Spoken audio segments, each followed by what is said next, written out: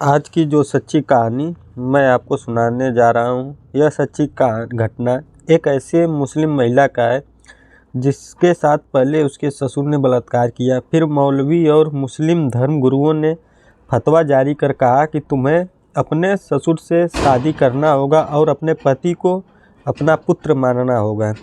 हैरानी की बात यह थी कि उस समय के मुख्यमंत्री भी इस तुगलकी फतवे के समर्थन में थे। नमस्कार दोस्तों, आज की जो सच्ची घटना मैं आपको सुनाने जा रहा हूँ, ये सच्ची घटना है उत्तर प्रदेश का एक ज़िला है मुजफ्फरनगर और उसी का एक कस्बा है चरथावल। बात कर रहा हूँ जून 2005 की। एक लड़की जिसकी शादी 12 साल की उम्र में हो जाती है, उसका पति रिक्शा चलाकर अपने परिवार का भरण पोषण करता था। उसका जीवन अच्छी तरह से बीत रहा था। उसे 5 बच्चे भी होते हैं। बेहद ही गरीब परिवार। उसका पति रिक्शा चलाकर घर का खर्च चलाता था। बात कर रहा हूँ 4 जून 2005 की रात की। बच्चे सोए हुए थे। रात के करीब 10:30 या 11 बजे के आसपास का वक्त रहा होगा। उस महिला का ससुर, जिसका नाम अली मोहम्मद एक देसी कट्टा लेकर आता है और अपनी बहू के पास पहुंचता है और जाने के बाद उसने कहा कि यदि तुमने शोर मचाने की कोशिश की तो इस कट्टे से तुम्हारे बच्चों की जान ले लूँगा, इसलिए शांत रहो, किसी तरीके की कोई आवाज़ नहीं आनी चाहिए। वह महिला यह देखकर डर जाती है कि आखिरकार यह क्या हो रहा है, क्योंकि उसकी ज़िंदगी में पहला ऐसा दिन था। 5 बच्चे हो जाते हैं। 5 बच्चों तक उसको किसी ने कुछ नहीं कहा था। पति के साथ अच्छी ज़िंदगी जी रही थी, लेकिन वह सोच समझ सकती इसके विरोध करती। अपने बच्चों की ज़िंदगी के खातिर उसने खामोशी साध लिया। ससुर ने उसके साथ बलात्कार किया और बलात्कार करने के बाद वह वहाँ से चला जाता है। दिन निकलता है।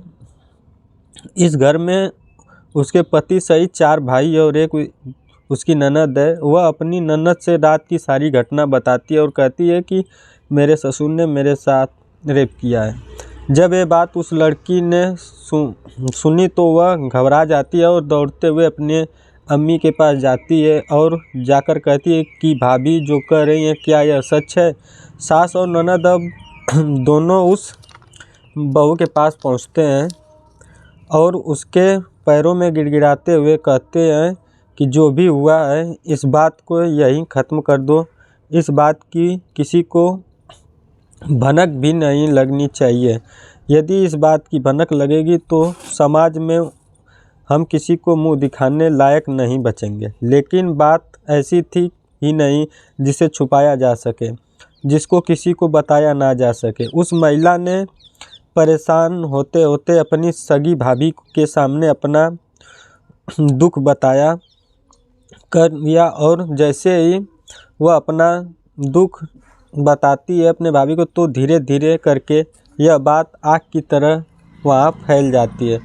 उस महिला ने सब्र किया, क्योंकि उस पर दबाव बनाया जा रहा था कि इस बात की खबर किसी को न लगे। लेकिन यह बात धीरे धीरे बहुत दूर तक चली जाती है। 13 जून को गांव में कुछ मौलवियों की पंचायत बैठती है और उस पंचायत में जो फैसला होता है यह फैसला उस गांव में ही नहीं पूरे भारत में आग की तरह फैल जाता है। दरअसल पंचायत में यह फैसला होता है कि जिससे तुम्हारा निकाह हुआ है, यानी नूर इलाही, अब तुम्हारा उसकी पत्नी नहीं रही, क्योंकि यह इस्लाम के खिलाफ है और तुम्हारा निकाह टूट चुका है। अब तुम दोनों पति पत्नी नहीं रहे, बल्कि तुम्हारा ससुर जिसने तुम्हारा बलात्कार किया है, इस्लाम के मुताबिक अब वह तुम्हारा शौहर होगा, पति होगा, और जो तुम्हारा पति है वह तुम्हारा बेटा होगा। यानी कि अब पति को उसकी पत्नी को माँ बुलाना है और ससुर को पत्नी बोलना है। यह ऐसा अटपटा फैसला था पंचायत के माध्यम से, जब धीरे धीरे करके गांव से बाहर जाती है और एक करके रिपोर्टरों ने इस घटना को अपने अखबार में छापा तो यह खबर बहुत दूर तक फैल जाती। इसके बाद इलेक्ट्रॉनिक मीडिया का जमघट इस गांव में लग जाता है। अब पुलिस इस मामले की जांच में लग जाती है, लेकिन हैरानी करने वाली बात ये थी कि मुस्लिम धर्मगुरुओं ने भी यही फैसला दिया और मौलवी के फैसले को सपोर्ट किया और फतवा जारी कर दिया कि अब जो ससुर है वही इसका पति होगा। बस यही बात थी। मीडिया ने और ज़्यादा उछालना शुरू कर दिया। भारत तो भारत, अब उस गांव में विदेशी मीडिया का भी जमघट लग जाता है।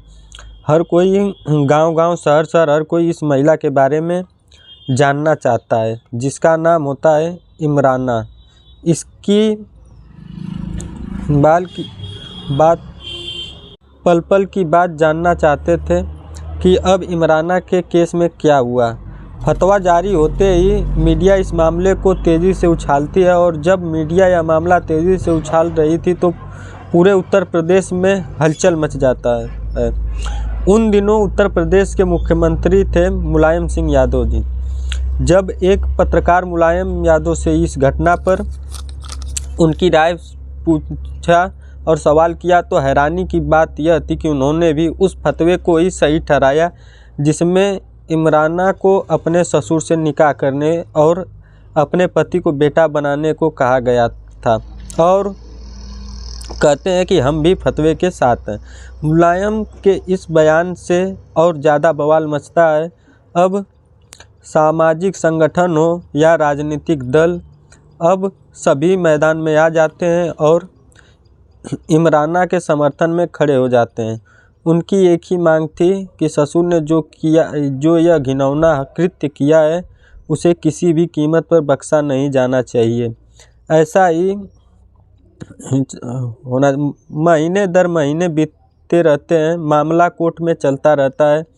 29 अक्टूबर 2006 को जिला सब अदालत ने इस मामले में फैसला सुनाती है और इसके अनुसार इसके ससुर, जिसका नाम होता है अली मोहम्मद, को 10 साल की सज़ा सुनाई जाती है। अली मोहम्मद को सज़ा मिलने के बाद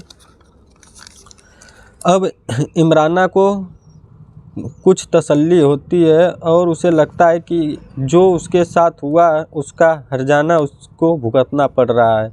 दोस्तों, इस घटना को सुनाने का उद्देश्य हम किसी को परेशान करना नहीं है, बल्कि जागरूक करना है और सचेत करना है। आप जहां भी रहे सुरक्षित रहे। धन्यवाद। जय हिंद।